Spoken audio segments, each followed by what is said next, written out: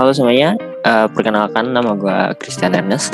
Dan sekarang gue bakal wawancarai salah satu narasumber kita. Dia ini Ketua OSIS SMP Negeri 147 Jakarta tahun 2021-2022. Boleh langsung sapa aja. Halo Kak Sekar. Halo semuanya. Kalau boleh tahu sekarang lagi sibuk apa? Oke teman-teman, jadi sebenarnya ini aku lagi sibuk di tugas ya karena udah kelas 9 dan mau mendekati untuk SMA. Oh, mau masuk SMA mana nih kira-kira? Paling Tamrin dulu, kalau enggak ambisius banget ya. Yap. Oke, sebelumnya kamu ikut OSIS nih karena dulu ikut OSIS nih disuruh atau kemauan sendiri? Kemauan sendiri. Sendiri. Kira-kira apa karena kamu ngeliat temen kamu nih kayaknya seru nih join juga gitu lah? Atau karena emang dari diri kamu yang pengen banget ikut gitu? Oke, sebenarnya waktu SD sih nggak pernah kepikiran ya masuk OSIS. Cuman ketika melihat saudara ikut organisasi, juga kakak aku kan ikut organisasi BEM ya. Wah, sepertinya organisasi ini menyenangkan gitu. Jadi coba masuk, dan aku memang tipe orang yang senangnya mimpin leadership gitu. Jadi ya udah ketua OSIS ya. Awal dicalonin sebagai ketua OSIS, kamu ngerasa gugup nggak sih atau malah takut gitu? Atau justru malah semangat banget kayak wah kebetulan banget nih gitu? Jujur lebih ke ketika apakah aku nih siap nih menerima risiko maupun jabatannya apapun, mau ketua OSIS, aku udah pernah bilang dalam diri sendiri, oke Sekar, mau kamu menerima apapun, aku lebih takut ketika menjalankan tugasnya itu. Apakah aku bisa bertanggung jawab? Apakah nanti aku siap menghadapi resikonya? Lebih ke kayak gitu sih, Ernest. Terus ketika ini kan kamu dipilih jadi salah satu calon ya. Terus pas ternyata kamu terpilih nih jadi ketua OSIS, kamu ngerasa kayak ini nggak sih tanggung jawabnya tuh jadi gede banget buat kamu gitu? Lebih merasa sekarang saya punya tanggung jawab yang besar, tidak bisa lagi mulai kayak sebebasnya kayak teman-teman gitu. Jadi lebih takut ketika bukan senang, tapi lebih besar kayak saya punya tanggung jawab yang besar, saya punya tanggung jawab terhadap sekolah, guru-guru juga teman-teman. Lebih kayak kita siap mau menghadapi ini gitu dengan tanggung jawab yang besar. Ekspektasi kamu awal tuh waktu jadi ketua OSIS tuh kira-kira gimana sih? Ekspektasiku mungkin kayak sebenarnya nggak ada ekspektasi sih Ernest, lebih ke udah mulai ekspektasiku aku udah harus mulai nih ajak teman-teman akrab, dimulai dari OSIS inti dulu, dan dari situ ya udah ekspektasinya berjalan dengan lancar dan juga dengan kerja sama teman-teman OSIS inti. Ekspektasinya sih bisa solid bareng teman-teman dan ya bersyukur bisa solid banget sama teman-teman. Kalau ekspektasi kamu ke proker-proker yang kamu harap bisa dijalanin gitu apa? Gimana rencana awal kamu terus gitu? Iya, bersyukur banget sih selama proker ini memang benar-benar disertai teman-teman dan juga dukungan guru-guru. Sempat pasti akan ada naik turunnya ya program kerja dalam pelaksanaannya itu, tapi ya bersyukur bisa menjalankan itu dengan lancar. Walaupun pasti akan ada turunnya, mungkin dikasih saran oleh guru dan juga pasti ada kesalahan ya pasti, tapi Pak Maman selaku pembina OSIS kita tuh selalu bimbing dan kasih saran. Ya, terus waktu kamu lagi ngejabat nih selama kira-kira 1 tahun lebih kalau gitu ya, berarti selama 1 tahun lebih itu kamu ngerasa gak sih apa yang kamu rasain gitu kayak apakah kamu ngerasa ternyata nih yang lebih dari ekspektasi gue ini kegiatannya tuh capek banget gitu kayak yang gue rasain sekarang gini, atau kayak ternyata nggak sesusah yang gue kira gitu ya? Gimana tuh? Oke, jujur kaget ketika sudah pertengahan ya Ernest ya. Itu waktu di fase dimana pasti semua teman-teman di organisasi yang aktif itu punya masa bosan dan juga pengen cepet-cepet. Nah di situ tuh oke, aduh ternyata susah banget ya jadi ketua OSIS gitu, punya tanggung jawab yang besar. Dan juga ketika teman-teman, misalkan pengurus OSIS aku ada yang melakukan kesalahan, yang kena bukan pengurus OSISnya tapi aku yang kena, dan itu benar-benar buat aku, wah ini nggak main-main nih, ini nggak sesuai ekspektasi gitu, besar banget tanggung jawab yang ditanggung. Lebih kayak gitu sih Ernest. Ke habis itu kan kayak yang bikin kaget gitu ya. Terus kamu pernah nggak sih, ini kita sharing pengalaman juga sekalian ya. Gue waktu join OSIS dari awal itu emang udah kayak kaget kok, kegiatan nih penuh banget gitu ya. Dalam sebulan tuh bisa rapat berkali-kali, terus belum lagi setelah event tuh malah masih ada evaluasi lagi. Nah, kamu pernah sih nggak ngerasa justru ketika lagi kosong gitu, kita pulang tepat waktu malah bingung gitu, kok kayaknya kosong banget ya hari ini gitu? Jujur pernah ya Ernest, karena terbiasa habis pulang sekolah kan udah mulai offline ya. Kalau angkatan aku waktu itu udah mulai offline, biasanya ke ruangan OSIS dulu, atau ke ruang Pak Maman dulu, ke ruang BK dulu. Tapi ketika pas pulang, ini apa ya yang harus dikerjain gitu, sampai mungkin harus teman-teman OSIS itu untuk ingetin kayak, nah kita kan udah nggak ada tugas. Oh iya bener, udah nggak ada tugas ya, kita udah nggak ada tugas gitu. Jujur kaget sih, tapi makin lama ya udah. 147 masih ada ruang OSIS ya. Sekolah aku enggak nih.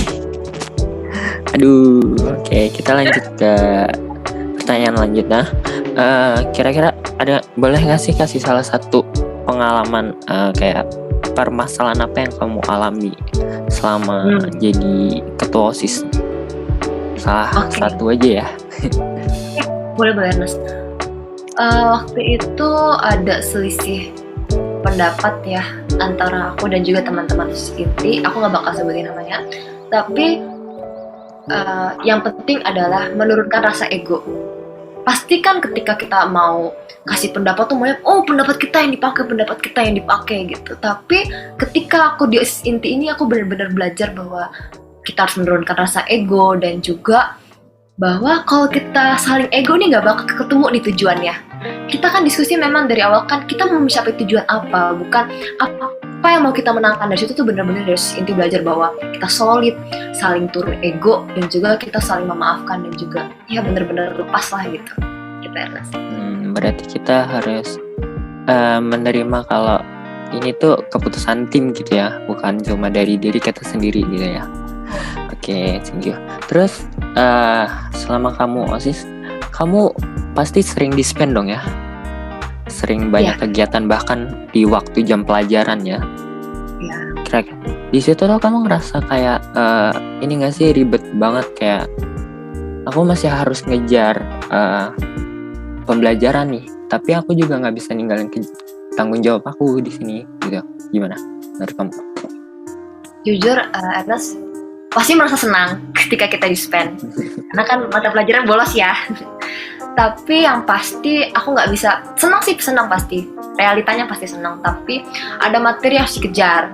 Waktu itu pernah mata pelajaran apa, aku lagi ulangan dan aku dipanggil, terus ya mau nggak mau aku tinggalkan ulangan itu, dan untung saja ya aku harus bisa kejar ulangan gitu. Pas pulang langsung tek kerjain ulangan gitu.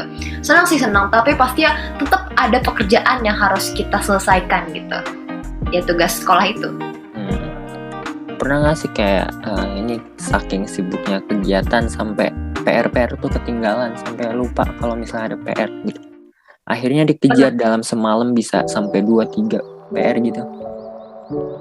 Jujur pernah sih Ernest. Waktu itu biologi ya, inget banget rapat, baru ingat guru biologi aku suruh untuk buat origami genetik gitu, tempel ya di buku. Bu Deli. Betul, Ibu Deliana. Beliau yang motivasi sih. Beliau emang keren banget. Dan itu bener-bener dikejar. Aku nggak tidur, aku potong dah tuh. Tapi bersyukur banget pas lihat nilai, di antara semua satu angkatan aku 90, dan itu suatu kebanggaan tersendiri. Terus ini kita lanjut lagi. Selama kamu join di OSIS nih ya, apalagi jadi ketua, menurut kamu kayak kamu justru lebih tipikal yang sekolah untuk berorganisasi atau berorganisasi untuk sekolah? Jadi apa ya? Prioritas kamu nih sekolah atau organisasi? Kalau realitanya ya, pasti sekolah. Cuman kadang memang diri ini kadang suka lebih mementingkan organisasi. Kadang ayahku bilang, kamu nih nggak di sekolah untuk OSIS ya gitu. Tapi memang passion aku nih ada di organisasi. Tapi ya idealnya adalah kita harus sekolah. Pasti tujuan utama kita sekolah, bukan organisasi gitu kan. Nanti terus lanjut, menurut kamu selama kamu berarti dari kelas 8 sampai kelas 9, dari kelas 8 ke kelas 9, selama kamu lagi dalam masa keaktifan kamu di OSIS, nilai kamu tuh justru turun atau justru naik sih? Atau stabil aja? Jujur Enes turun. Karena pasti kan mengorbankan waktu belajar. Kadang juga udah terlalu capek untuk belajar, kayak aduh ini ada rapat. Tapi yang aku prioritaskan sih pasti PR harus tetap selesai gitu. Tapi setelah kelas 9 ini makin termotivasi nih, nah teman-teman terutama lingkup terdekat nih OSIS inti, ada teman-teman yang memang sangat menginspirasi dan juga memotivasi, kayak wah nggak bisa gitu. Kelas 9 aku kejar semuanya dan bersyukur bisa naik, jadi turun naik gitu. Kamu berarti selama kepengurusan nih sempat turun ya, tapi setelah berakhir jabatan nih kamu mulai fokus lagi berarti ya di pembelajaran ini ya. Terus selama kamu dalam keaktifan kamu dalam kepengurusan tuh, kamu tetap ikut kayak olimpiade, perlombaan gitu nggak sih? Ya ikut Enes, ikut olimpiade bahasa Inggris ikut. Ya berarti masih tetap nyempetin diri buat nyari sertifikat yang bisa membantu gitu ya buat masuk SMA nih ya. Oke, thank you ya. Kita lanjut. Kamu punya nih, langsung ke pertanyaan terakhir aja ya. Ada nggak sih saran atau kira-kira nasihat nih buat teman-teman di luar sana yang mau nyalon jadi OSIS tapi masih ragu-ragu mau join atau enggak nih, sibuk banget nggak ya kayaknya? Menurut kamu gimana, ada saran nggak? Oke, agak panjang nggak apa ya Nus ya? Apa-apa. Agak panjang. Ini udah pertanyaan terakhir Kak. Ketika teman-teman bukan ragu kayak aduh aku tetap ikut atau enggak ya, tapi teman-teman harus membuat pertimbangan bahwa ada pertama tanggung jawab yang harus kita bawa di sekolah dan juga resiko itu yang harus dipikirin. Kamu siap nggak ketika kamu masuk OSIS dengan resiko dan tanggung jawab? Yang kedua, itu nggak ragu teman-teman. Itu nggak merugikan, maksudnya nggak usah ragu karena itu tentu saja menguntungkan kita gitu. Ketika masuk organisasi kita menambah pengalaman, teman-teman menambah kinerja aktif teman-teman di sekolah, teman-teman membantu dalam pembangunan sekolah ya gitu, SDM-nya juga. Dan juga yang paling penting teman-teman adalah teman-teman minta penyertaan Tuhan gitu. Kalau memang teman-teman kayak setiap apapun kegiatan maupun di OSIS ataupun di masuk OSIS ya, teman-teman selalu minta penyertaan Tuhan ya teman-teman. Nah itu yang paling penting, dan juga teman-teman harus bisa berpikir logis dan emosional tuh juga kapan terus dipikirin juga. Itu aja sih Ernest. Oke, thank you, makasih buat saran-sarannya. Oke, jadi segitu aja dulu buat bincang-bincang wawancaranya sama Kak Sekar. Thank you banget udah nyempetin waktunya walau buru-buru banget tadi ya. Oke, jadi intinya jadi sampai situ aja. Kurang lebihnya gue minta maaf. Oke, makasih Kak. Thank you. Mas.